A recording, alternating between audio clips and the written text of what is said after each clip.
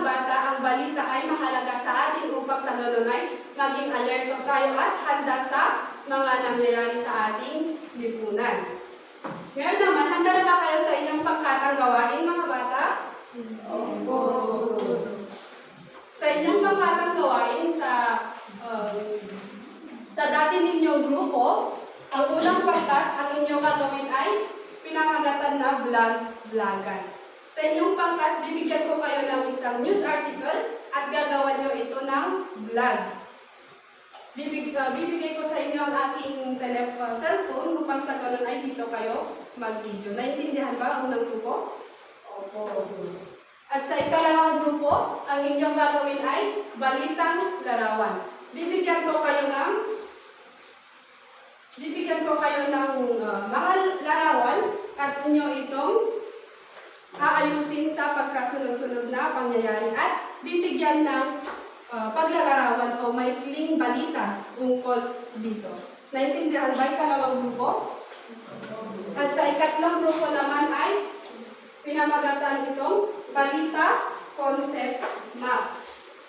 Dito sa ikatlong grupo, ang gagawin ninyo, magbibigay ako ng news article at dito sa gitnang bilog, ilalagay din nyo dito, isusulat ninyo ang headline ng news article na aking ibibigay at sasagutan ninyo ang mga katanungan sa iba pang mga bilog. Naintindihan ba ikatlong grupo? Bago kayo pumunta sa inyong grupo, narito muna ang pamantayan. Bibigyan ko kayo ng 10 puntos kung sa inyong presentasyon kung ito ay malinaw at maayos na inyong naipresenta. May tamang pananalita dahil kayo ay magkulat mamaya, tindig at galaw. At 10 puntos din sa pagsunod na sa panuto. Lahat ng panuto ay nasunod ninyo at maayos at organisado ang inyong output. At 10 puntos din sa pagtutulungan sa grupo kung makikita kong lahat ay aktibong nakiluhok sa inyong paggawa sa inyong aktibidad. Sa kabuuan ng 30 puntos. Naintindihan ba mga bata? Oo. Bibigyan ko kayo ng 10 minuto upang gawin ang inyong aktibidad. Maaari na kayo pumunta sa inyong grupo.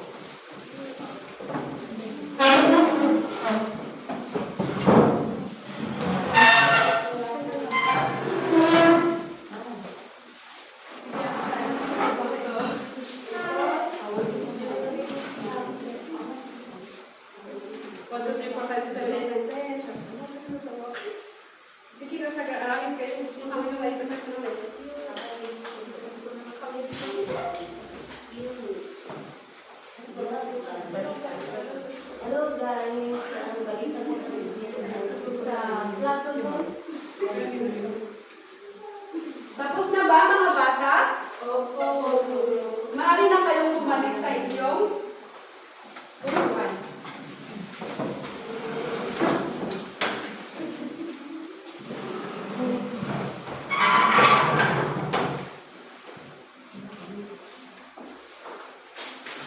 Ngayon, bibigyan ko kayo ng puntos batay sa inyong ginawa. Sa unang grupo, bibigyan ko ng 10 puntos sa presentasyon, 10 puntos din sa pagsunod sa panuto, at 10 puntos din sa pagtutulungan sa grupo na may kabuuan na 30 puntos. Maaari pa ninyong palakpakan sila. At sa pangalawang grupo naman, bibigyan ko din ng 10 puntos sa presentasyon, 10 puntos din sa pagsunod sa panuto, at 10 puntos din sa pagtutulungan sa grupo sa kabuuan ng 30 puntos. Palakpakan natin sila. At sa huling grupo naman, bibigyan ko din sila ng 10 puntos sa kanilang presentasyon, 10 puntos sa pagsunod sa panuto, at 10 puntos din sa pagtutulungan sa grupo na may kabuuan ng 30 puntos. Maaari ba natin silang palakpakan?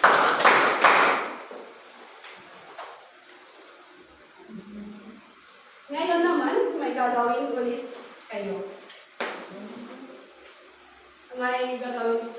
Sa dati ninyong grupo, ang pangkat na unang magtataas ng kamay ay ang sasagot sa unang tanong sa pamamagitan ng pagpili ng isang letra mula sa kahon.